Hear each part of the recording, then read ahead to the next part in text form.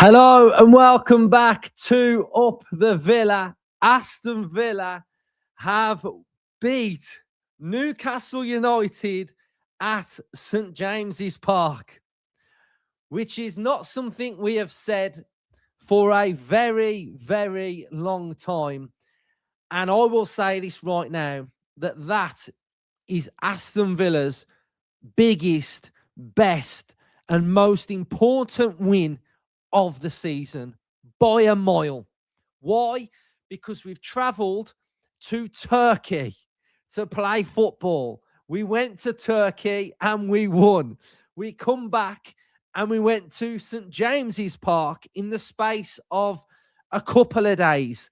That task of travelling, playing, staying over there, winning, the energy, coming back, having to train at Bodymore, having to rest at Bodymore, having to travel back to Newcastle, and to win in that environment, in that stadium, and put that level of performance where you have to suffer, you have to defend, you have to win your duels, you have to be good, you have to be present, you have to fight, you have to use every ounce of energy to get that win.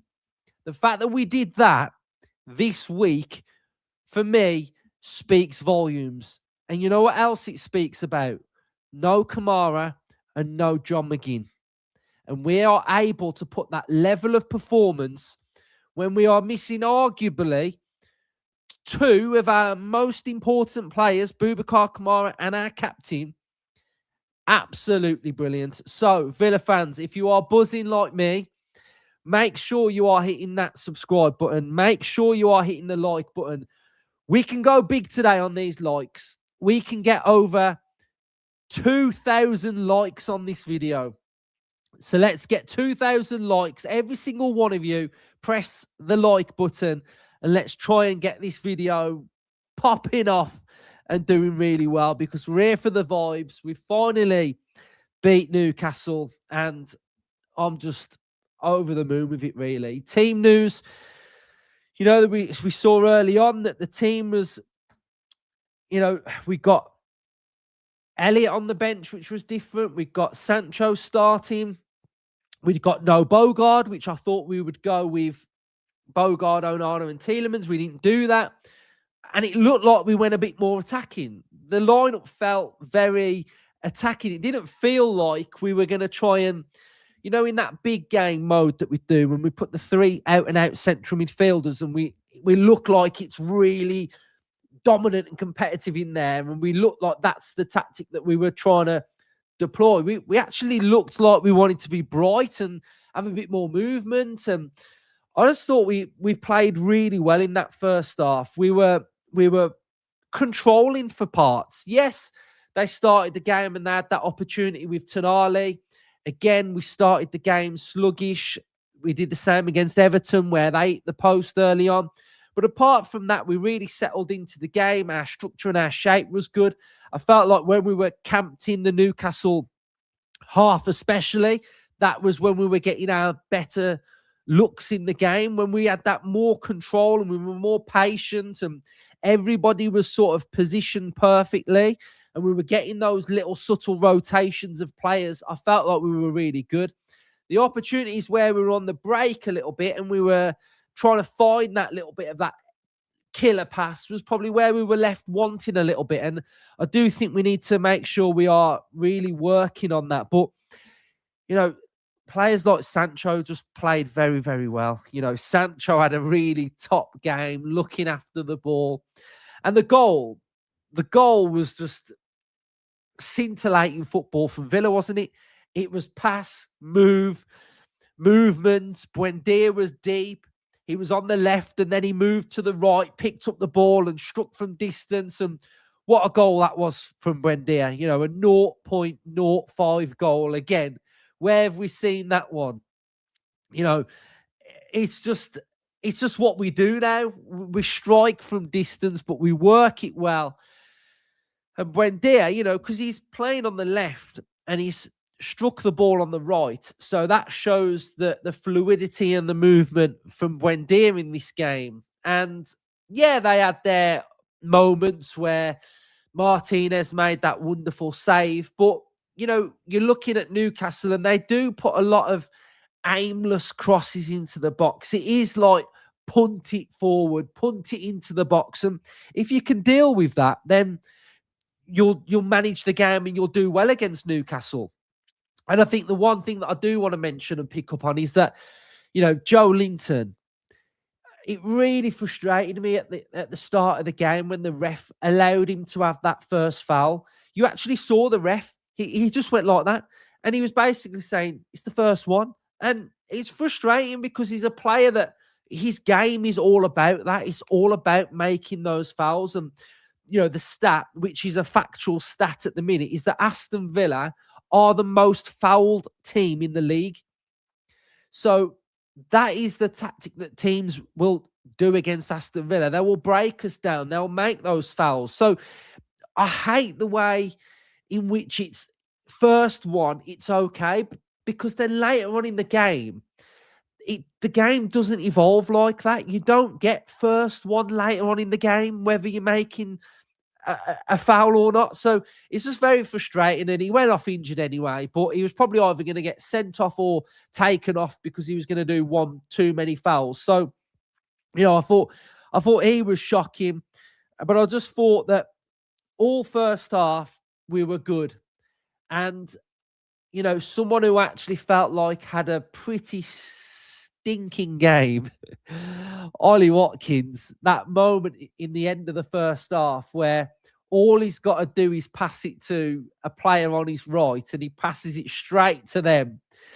There was so many of those today from Watkins, but what do you want your striker to do?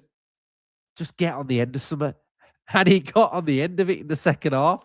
And, second half, Jacob Ramsey comes on and doesn't really do anything, just drifts around the game. I actually like that Louis Smiley. I think he's a good central midfielder. We kept Tonali quiet. We kept Gordon quiet. And overall, we had to just dig in. And you saw it from Unai's substitutions. He's bringing on Digne. He's bringing on Mings. He's bringing on the muscle. He's bringing on the box protectors.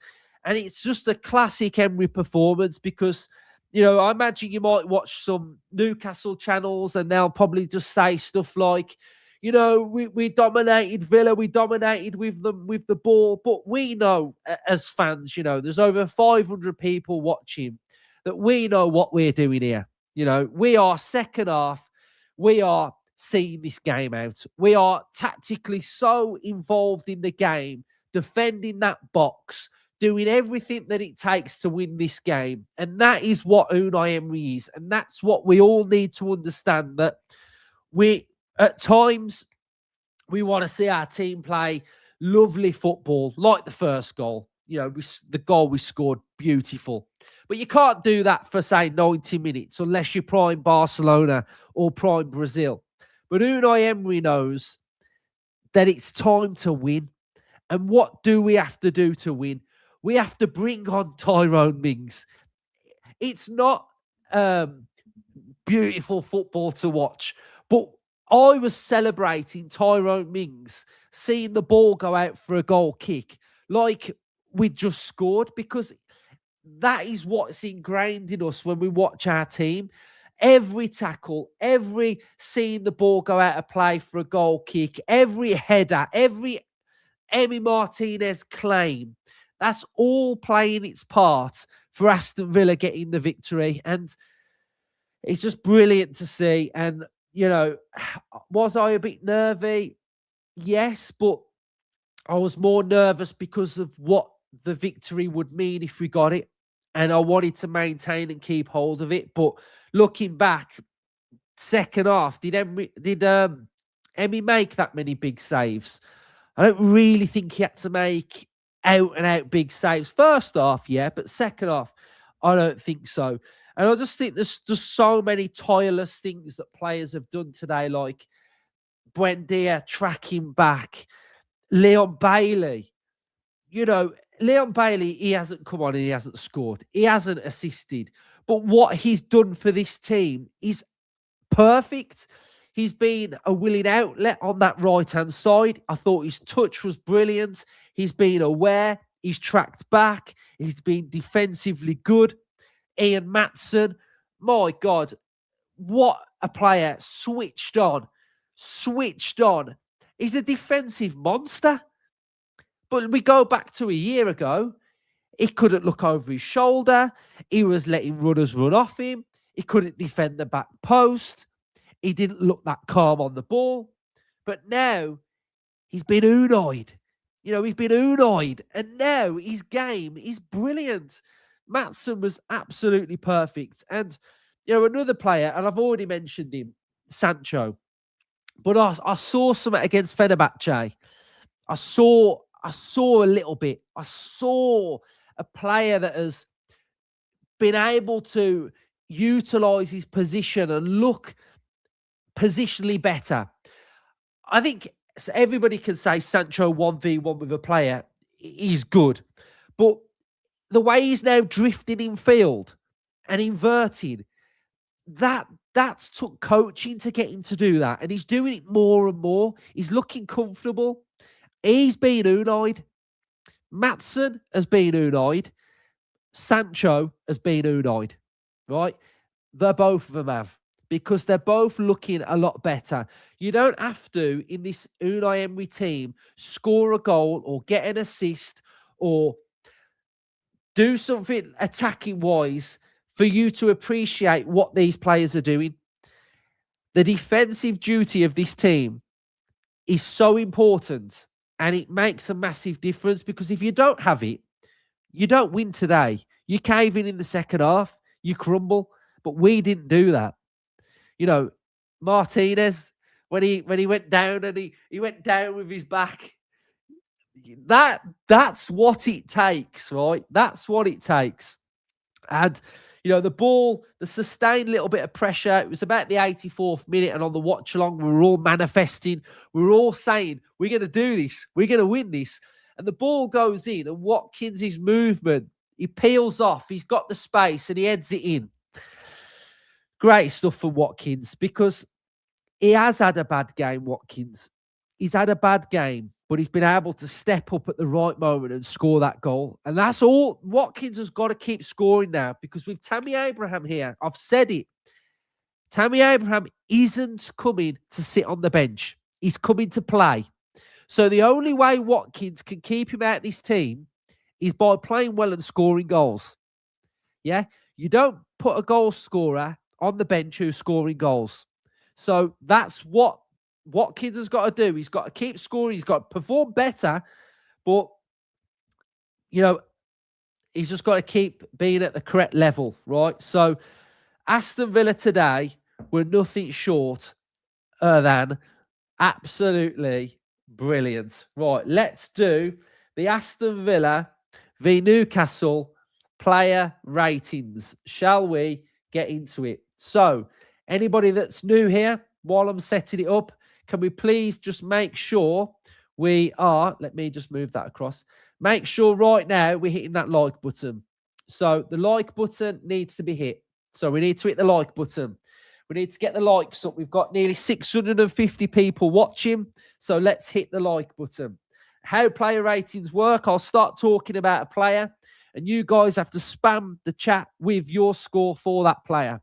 So, I imagine the magnitude of this game, everything that I've just spoke about for 14 minutes will tell you that all of these players will be getting a pretty high score. So, but we need to think of who's going to get man of the match, okay? So, 10 will be man of the match. We might put a few 10s in there, and we'll have to decide who gets the actual number 10 spot, okay? There can only be number 1 with the 10, because that's going to be our man of the match. So, high 9s will say big performance. Emi Martinez, early on, is going to go in there with a 10. Might have to drop down to a 9 if he doesn't get man of the match. But 10 for Martinez. The Tonali save at the start of the game was absolutely, well, game-changing. If that goes in, we 1-0 down away at Newcastle. Disaster. He made that tip-over save as well, which I thought was brilliant. And when he was coming off his line, brilliant. And when he was claiming those crosses, superb.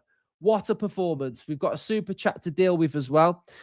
So we've got from DPJ, who always comments and supports the channel. You contribute a lot, mate.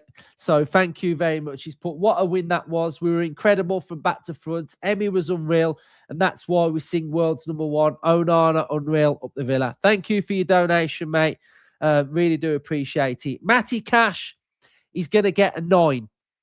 I thought he was brilliant up against Gordon. Then he had to go up against Barnes. So difficult, because sometimes if your winger doesn't come and trap back, you 1v1. But Cash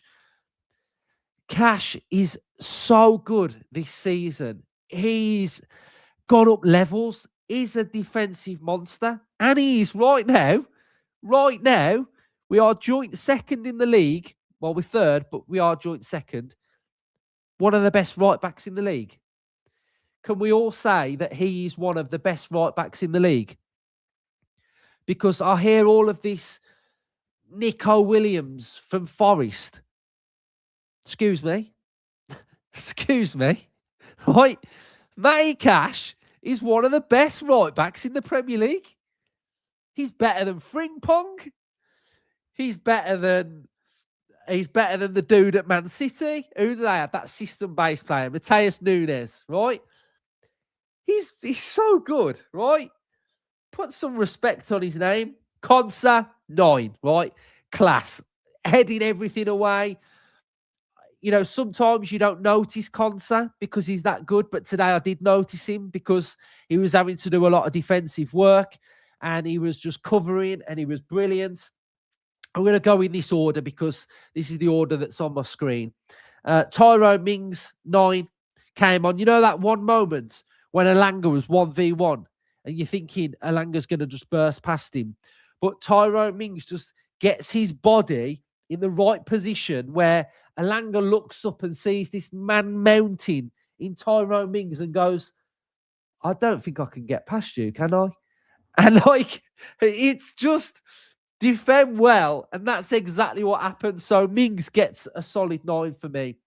Digne, I don't think he had to do like low. What did he have? Yeah, we did have to help out, and he did go left back, and Maatsen went sort of left wing. But I'm going to go Digne 8. I don't really think I've got loads to say about Digne's performance because I just don't think anything really stood out to me off the top of my head. Yuri Tielemans, I'm going to give a 8. I thought he was just exceptional covering ground. The foul that he went off for, I thought was a foul.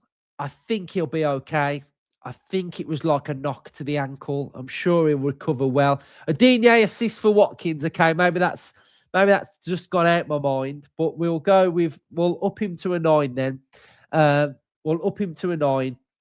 Tielemans, I think 8. I just think it was a very good Yuri Tielemans performance. And I think if I'm comparing him to the player that's next to him, I feel like this player was better. Bogard, I'll go like solid 8 when he came on. I'm going to go Onana next. Onana is in there. Onana was incredible. So powerful. Those recovery sliding tackles from Onana were absolutely brilliant. He looks like a bargain at 55 million. You know that one. That he was like 50 million pound cheerleader. How about 50 million pound bargain? Because he's now worth more than that. He's worth more than that. Onana was just brilliant. Right, we'll go back to some of the others. Right, let's now go Emi Buendia. Buendia, wow, what do we give him? I think I've got to give him a 10, I think. I've got to give him a 10 because he looked like towards the end of the game that he was like running on fumes. And the link up that when he dropped for his goal and the strike, And where he's come from now in this team and how he's performing and how he did that defensive work today and how he worked hard for the team. Buendia, 10. Right, we've got over 800 people watching. If you can hit the like button, it'll get more Villa fans in and it'll help me out as well. So if you are new and not subscribed, then subscribe as well. That'll help me out as well. I think Buendia, 10. Yeah, sometimes when you're watching the game now, things seem a bit of a blur. So when I do my tactical debrief, there'll be a lot more analysis on key players as well. So Buendia will go 10. Right, Watkins. Right. I got hammered the other day for giving Watkins a 7. Right. But I'm not going to be blindsided today. Okay. So if I was scoring Watkins before he scored his goal at the very end, I'd have given him a 3. Because I don't want to put a dampener on it. His touch was atrocious today. It looked like the team had bypassed him a little bit. And it looked like he was a passenger. Okay? He needs to improve massively. And the fact that Abraham's in will do that. The goal gives his rating better because he's basically took the pressure off us in the last 10-ish minutes with injury time. And the movement is good. The header is good. So I'm going to give him a 6.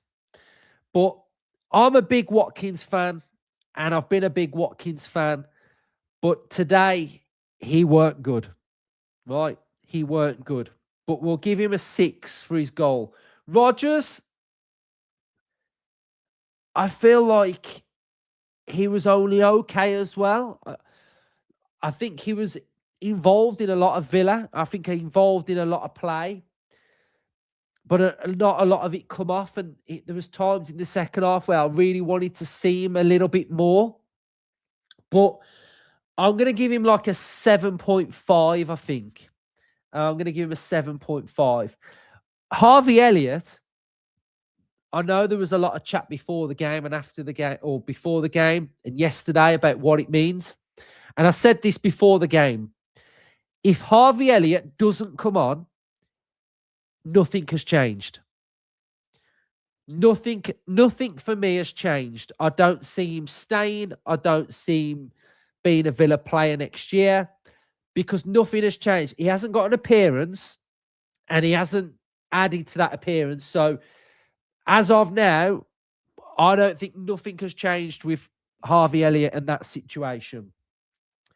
Did Lindelof come on? I don't think he did he? Anyway, we'll bypass him. Pau, solid 8. I think very good. You could see that pass that he was doing into central midfield, especially in the first half. I think, so Lindelof did come on. I will just give him a 8. I've got really anything to say about him, I don't think.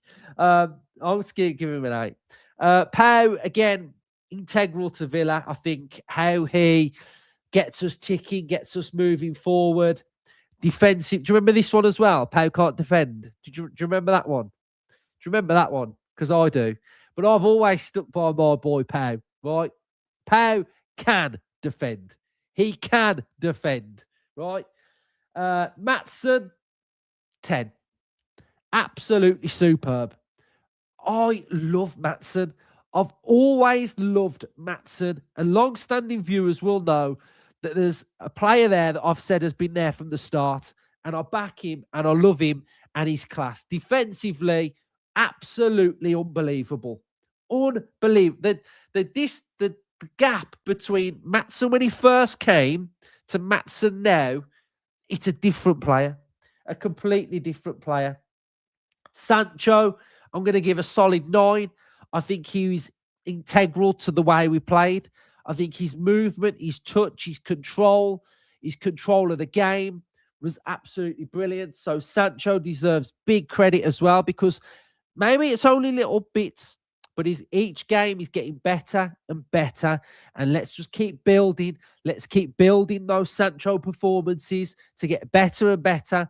And then for whatever reason, if he has an X Factor performance in the Europa League final, all this little building of Sancho has been worth it. So brilliant.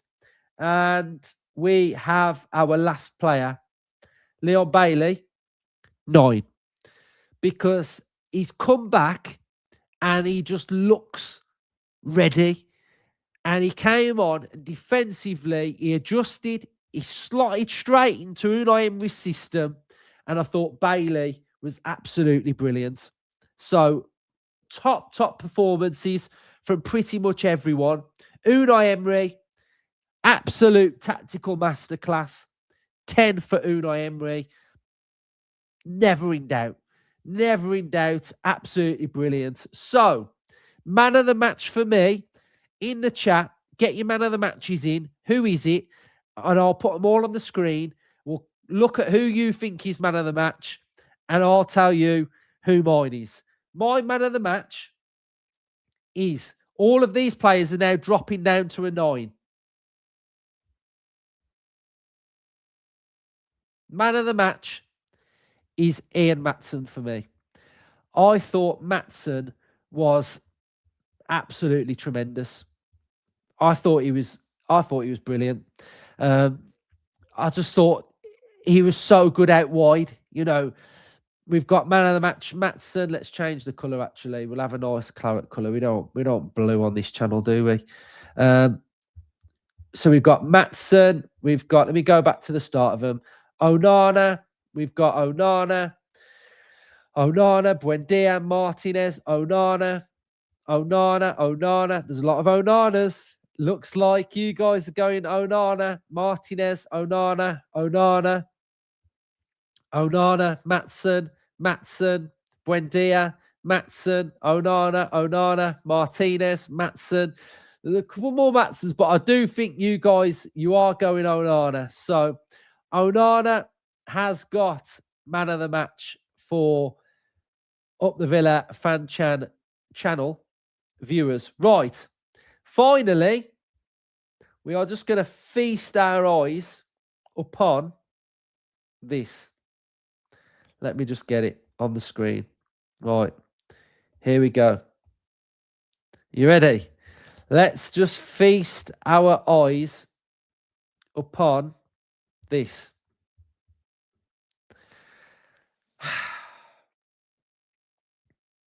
We are 10 points clear of Liverpool.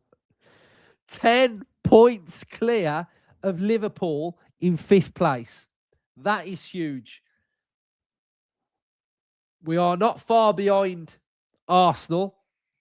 So that is good. Can we build on United if Arsenal win?